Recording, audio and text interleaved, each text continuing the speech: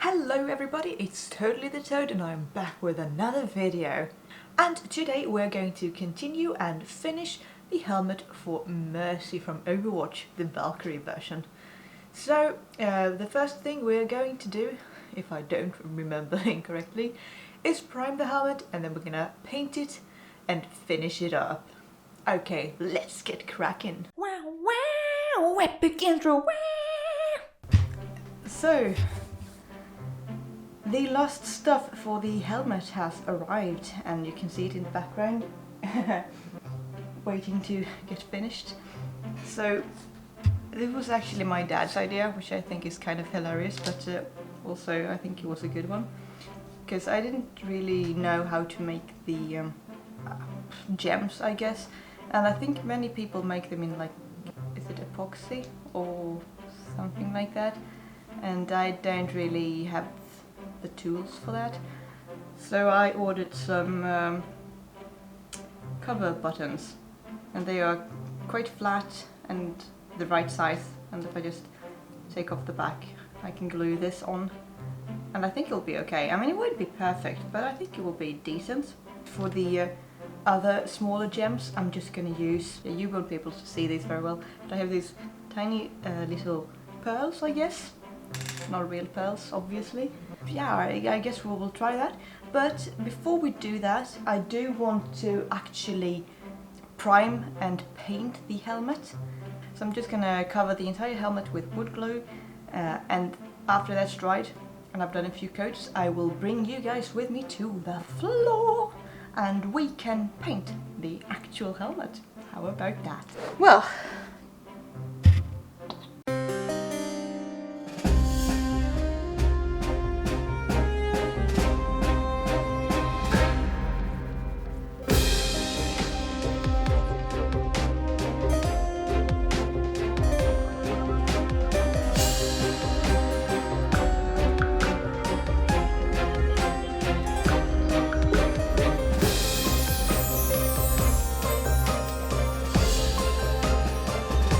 hello.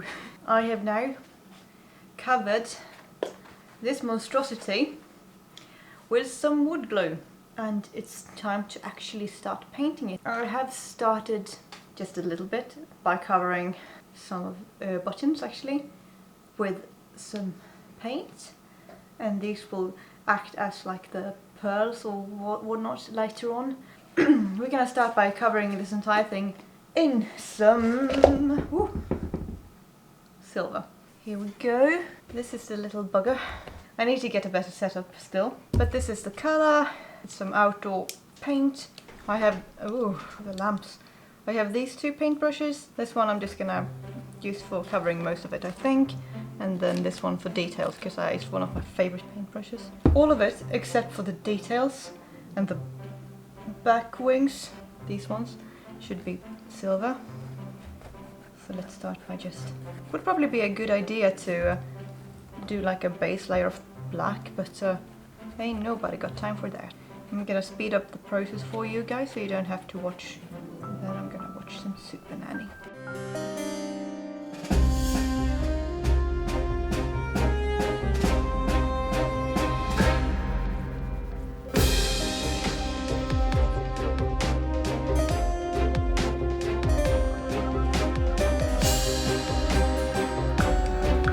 Progress, it's so shiny.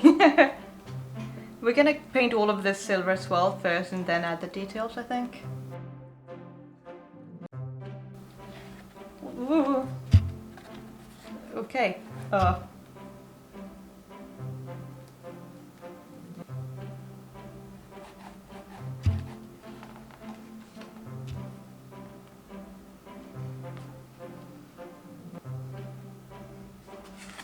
don't know if you can see the hair, but it's stuck on the...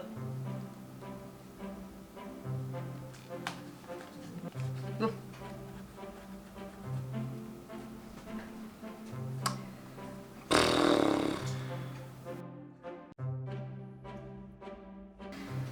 First layer is done. It's dry up here now, so we can just go over it directly again. I think that since it actually was grey to begin with, maybe 2 layers is enough. Oh man.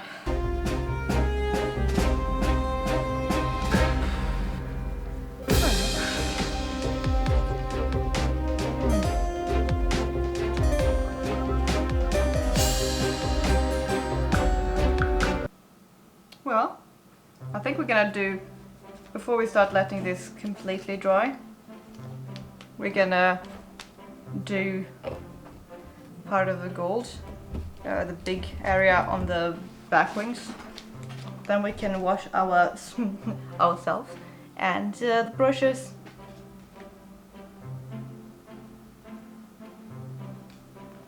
This is the helmet. On this side here, I have only done the base layer of the gold and the silver. Don't know how well it shows on camera. It's very, very shiny. It looks pretty bad. And one thing I noticed while making it is that I think when I add the wood glow, it sort of creates a texture.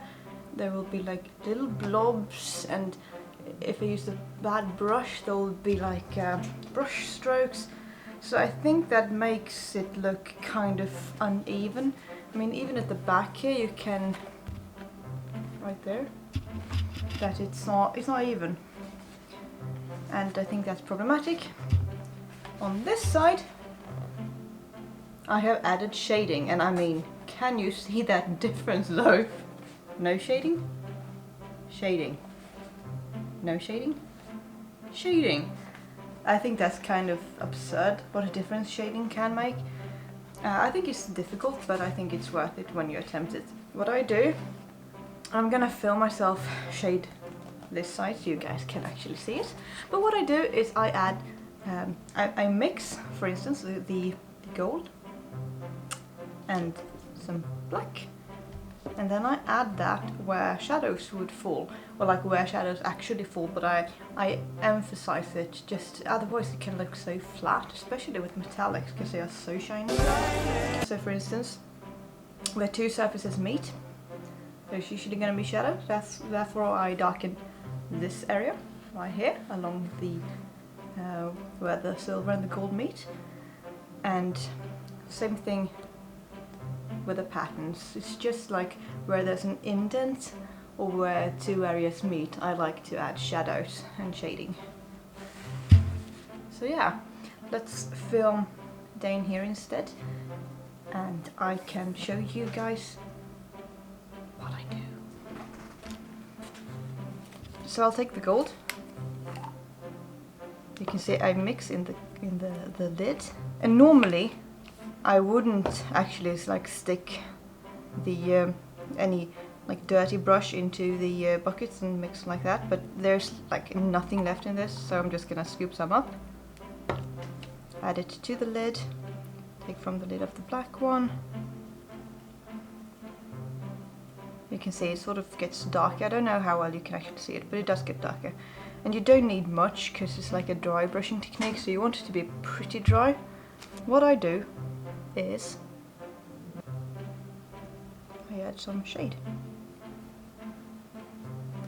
And I tend to use my finger to try and smooth it out, but probably not the best way to do it. And I will do this in several layers. So the first layer is a bit lighter and it goes further out, and then I'll add more and more black to the mix and go closer and closer to only this edge where they meet. And that's just to create a gradient that will make it look neater, but you can already see quite the difference here, I think. I'm not that much of an expert, and I do feel like I need to work on the priming, because as you can see here, maybe it's so wobbly because of the hot glue, not hot glue but wood glue, and also the brush strokes from when I added the paint. So what I think I'm going to do is I'm going to see if I can find something else to use to prime, and then I'm going to spray and paint the base layers and just paint shadows, not base layers. I think that will help actually.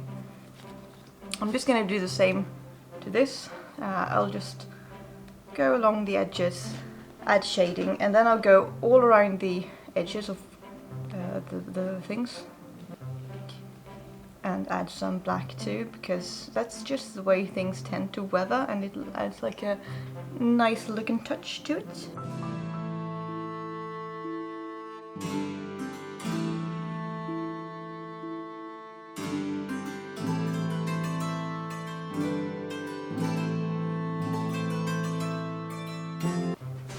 You can see it's starting to pop out already, which makes me excited. I like to hold what I paint, then I can tilt it and flip it and, you know, keep a better eye on what I'm doing. But you do what feels good for you, mate. And actually what I found out, that just where the gold and the silver meet in areas like this, it doesn't matter if it overlaps a little bit when you paint, because when you add like the dark and the black, you won't really be able to tell that well, so it's fine if it's not perfect. That's it. Now you can see what difference that actually made. I'm gonna do the same to this, and also to this detailing right there, and the front, obviously.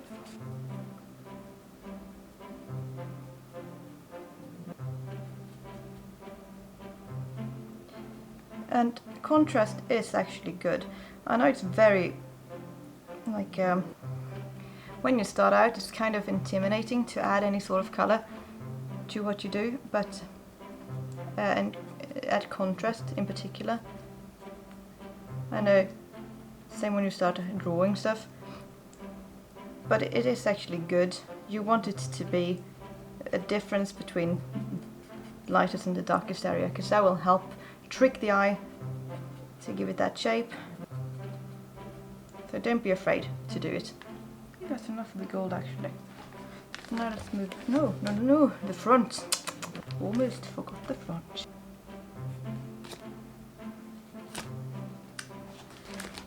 That's it for the gold, I think. I just realized we're actually not done, because guess what we're gonna do?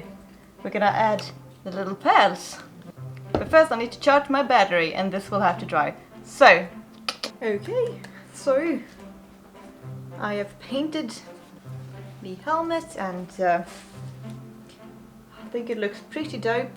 What we're gonna do now, before we try it on with the wig, is add the little details. So I have marked out where I want the things to go. So what I think I'm gonna do is, can you see me guys down here?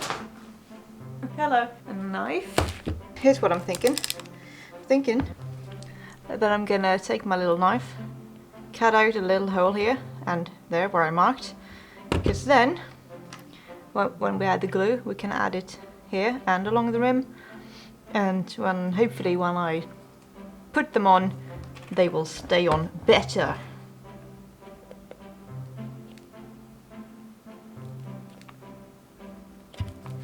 This is not that easy.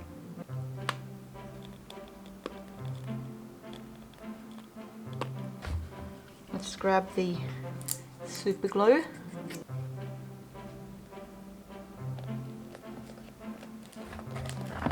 This one's just popping right off, isn't it? Don't think that worked very well. Maybe we should try it with a hot glue gun. Nope, still not warm enough.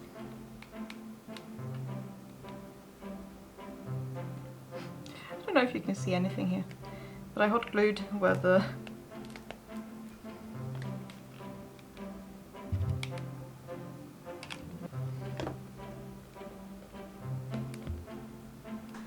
So, here we are, the finished product, the Helmet of Mercy from Overwatch. And there are some things I might edit or fix in the future, namely shading the beads. I'm not entirely sure if I want to do that, but we'll see, I haven't decided. But it's perfectly wearable, and I'm gonna show you with the wig on as well. So there we go, wig is on, and as you can probably see I haven't really matched the makeup to the wig or anything. But